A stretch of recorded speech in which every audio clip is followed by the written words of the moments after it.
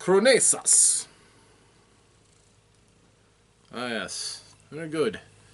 I am Lord Cadrian de Flynn, and I am a wizard.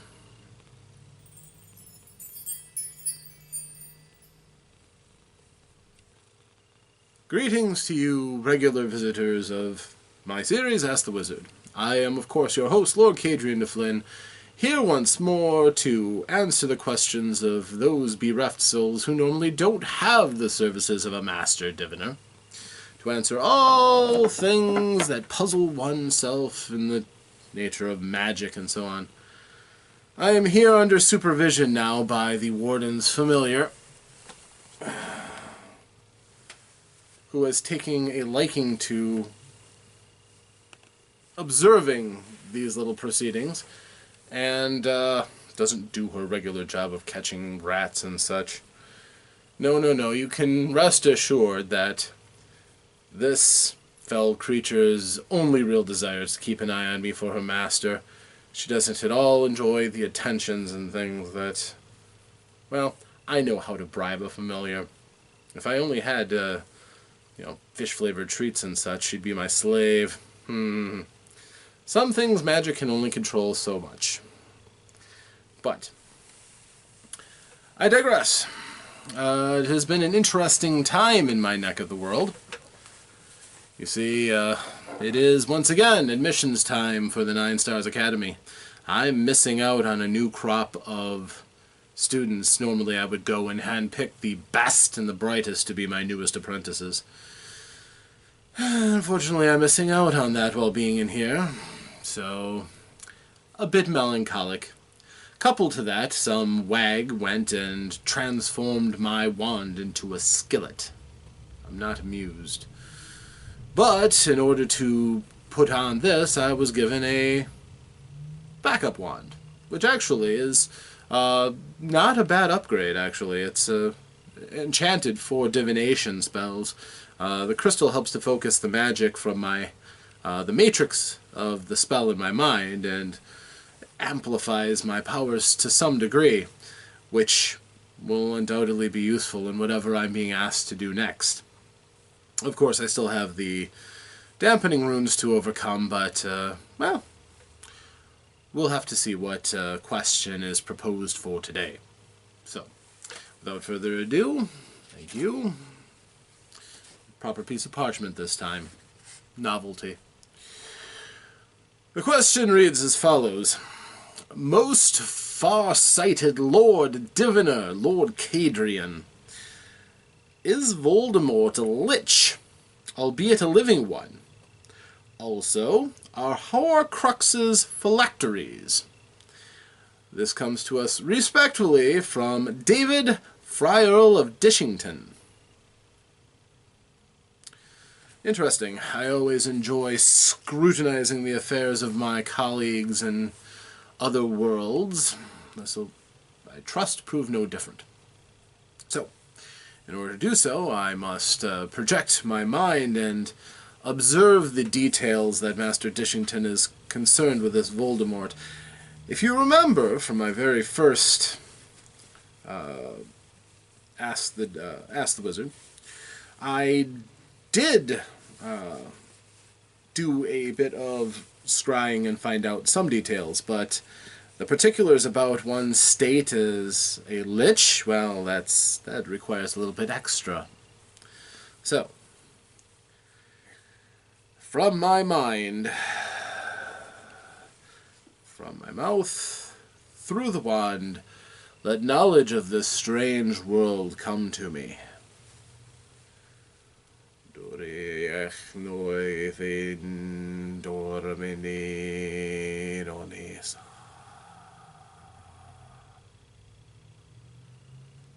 Oh, interesting. This Voldemort, interesting fellow. A very, very, very powerful wizard. In a very interesting state, straddling life and death, and certainly no stranger to necromancy. It is an interesting world that I've scryed into, and I can understand why there'd be some confusion. Many of the traits this Voldemort exhibits are very similar to that of a lich. Lack of fear of death, physical deformation, and a soul which no longer purely resides in the body. It's interesting. However, I can go on the record and tell you straight off that Voldemort is not a lich. In fact, he is something a bit more sinister. You see, necromancy, despite what some people say and think about it, is neither evil nor good. It is a tool. Like most magic, its goodness or badness resides in the way that it is used and the intent with which the user wields it. And I can tell you that for this Voldemort, it was used most wickedly. This was not a simple one-off enchantment, and spells of this nature rarely are. Clearly there was a great deal of ritual and forethought involved, much dedicated study and research, and many of the details are very disquieting.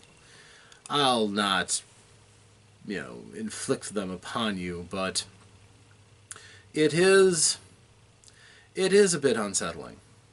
Now, many who go through the process and transform themselves into a lich, do we all know what liches are? Perhaps you don't have liches in your world. They're exceedingly uncommon, so I would not be surprised. But let us get a solid base level. A lich is a powerful spellcaster who willingly, in all but very few circumstances, chooses to extend their existence by removing the soul from their body, oftentimes while it is beginning its twilight years, and transferring it into a vessel. They wholly remove their soul via a powerful arcane ritual. Once done, the remainder of the body is still animated by the will of the lich, but the soul is kept in a container of sorts. Not necessarily a literal container, but just something that houses the spiritual essence of the lich. This item is commonly called a phylactery. A lich will ensure that their phylactery is one of the most safest treasures, because if that's destroyed, the container that houses their soul is gone. It's only a matter of time before the lich meets its end. And then, there's no return. The actual practice of becoming a lich is, again, neither evil nor good, although many societies are prejudiced against such extreme acts of necromancy. The desire to extend one's existence beyond one's allotted lifespan is tempting for wizards who, other spellcasters of note, who have the power. But, for those who have wisdom and experience on their side, they realize that such a life is a fairly barren one. No longer can you enjoy the pleasures and warmth of one's community and life. It is a driving focus, an obsession that would drive someone to such things, whether that be the accumulation of knowledge, or the mastery of a particular spell, or revenge, or naked ambition, I suppose, but that one's usually more fleeting. Yes, indeed. It's a particularly potent wizard who masters the arcane rituals and so on required, who goes forth at their own cost to find the exotic and dangerous materials to conduct the ritual, and then ritually kills themselves, basically banishing their soul from their body, even though their mind lives on in the corpse that is preserved by arcane magics. Eventually it fades, and the soul remains in the phylactery therein, to be the target of anyone who would wish to destroy this particular lich. Now let us contrast that with this Voldemort. Firstly, his soul never left the body. He made no arcane matrix for his personality in a proper phylactery, And therefore, since he never died, he was not a lich. Fairly straightforward, honestly. But the details blur somewhat. In order to become in the state that he was, he had to fragment his soul numerous times in a technique that he learned while he was researching immortality, and found ways to imbue his soul into physical objects and also into living creatures. And he did this 7 times. Not all of them intentionally, apparently. So, while the individual Horcruxes essentially are a type of phylactery, they are a lesser form of phylactery. A true phylactery contains a powerful engrammatic matrix that is the magical formula of the essence of the caster who wishes to become a lich. It has to be researched, it has to be studied, it has to be it's an exhaustive work. It is almost as potent and daunting of a task as the potency of the will of the would-be lich themselves. It is a single-minded obsession at this point, which is really what is required. No dilettante becomes a lich outside of extreme circumstances. So, by not doing this, he basically took a shortcut. While I myself do not know the exact magical formulae that he used to fragment his soul, it had a very disquieting requirement for the ritual to be complete, and that was the extinguishing of the life of another. This act of murder, so heinous, is the cutting edge that severs a part of the soul, in which he already had a prepared item to imbue it into, and therefore creating the Horcrux. Now, oftentimes, if you're going to create one of these Horcruxes, it should be an item that is of fairly personal significance to the person who does it. In the case of this Voldemort, the items that he chose initially were very, very precious items indeed, of significance to the founders of his old school. Later on, he also imbued part of himself into his worst nemesis by the act that set things in motion for his particular story, as well as into a familiar, his snake. And that decision is a little unusual. You see, part of the reason that one would go through this process is to extend one's lifespan and protect it. When you trust a portion of your soul to another living creature, if that creature dies, well, perhaps the act of becoming a Horcrux does imbue some amount of personal power into that creature, but it certainly doesn't make them immune from death. So, an act of desperation or an accidental creation of a Horcrux, either way,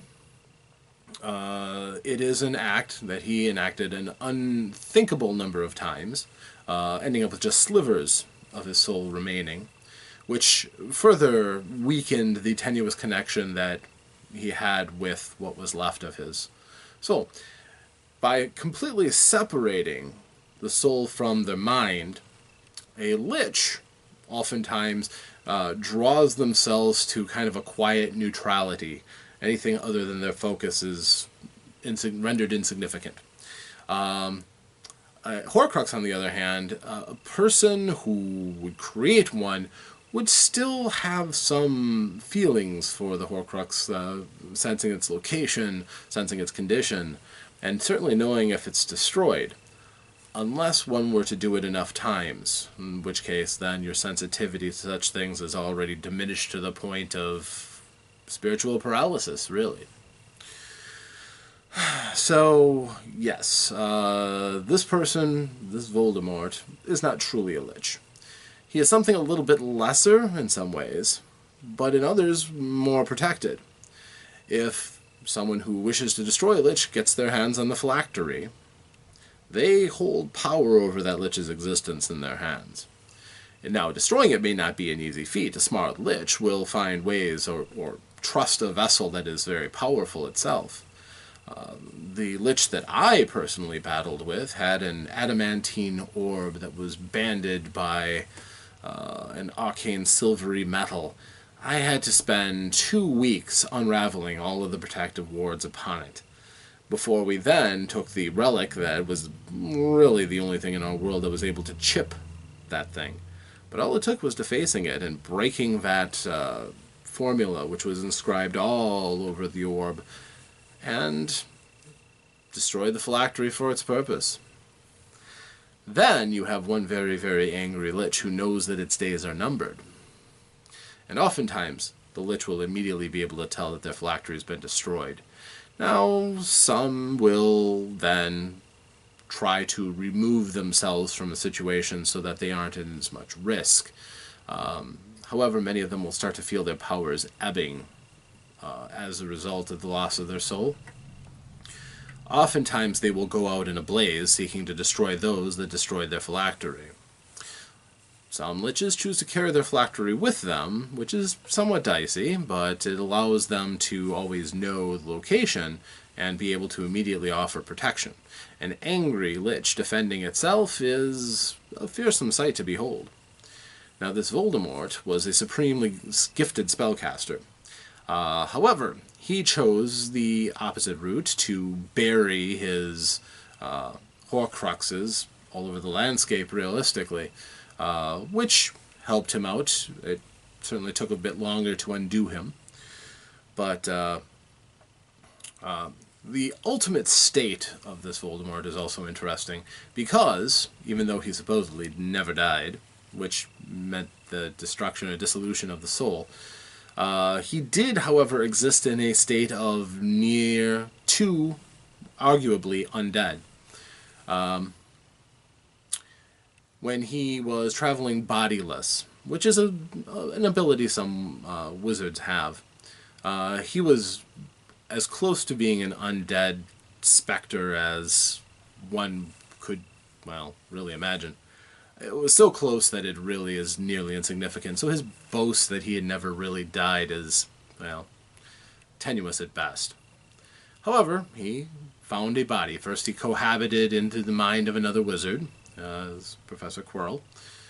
And then he fashioned a new body for himself, which was tended to by his servants, until such time as he could create the potion and trap his nemesis in such a way that he was able to craft a new body for himself, in the 4th act of their particular story, if I remember right.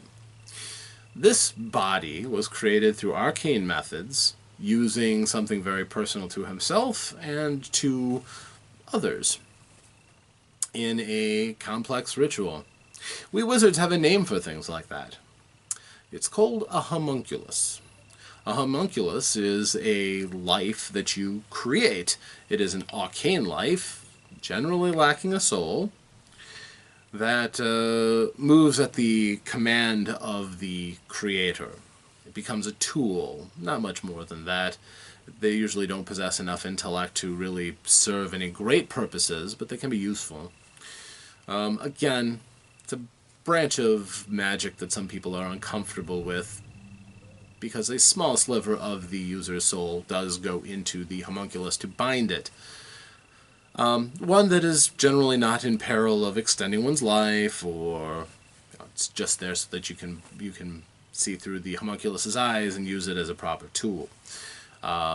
What he did was imbue the part of his soul that was left into the homunculus body, animating it as well as he did his old body, it appears, and retaining his ability to cast spells and do his other mischief and evil doings. So, while he was not a lich, he was a wizard in a homunculus body who managed to fragment his soul and secrete them in various places.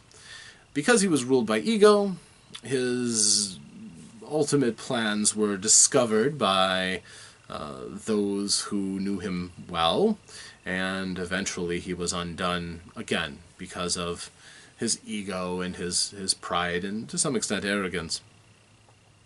An interesting story. and certainly one that details many of the more disquieting things of the nature of necromancy. Again, if you are looking for evidence of goodness in a necromancer, you're not going to find it with him, certainly. But, just to be fair, he is an extreme example. Not all necromancers are like that. I keep having to say this, but yeah, the bias against true necromancers is pretty bleak. I am sometimes very grateful that I am a diviner, which is a respected trade, rather than my life path following along with necromancy. But if it did, I'd like to consider that my inherent goodness, I would make a fine necromancer who would use his skills to aid others and to do the right thing when called upon. So, I hope this answers your question, Master of Dishington. I certainly enjoyed this little mental exercise, and I hope that this proved to be informative and, well, perhaps even entertaining. I am, of course, Lord Cadrian, your humble host, looking forward to the next question that I receive, and the next time that I can stand before you, and this, my series, Ask the Wizard. Until such time, I hope that all of the gods of magic smile upon you, and make your ventures fruitful and mystical. Farewell.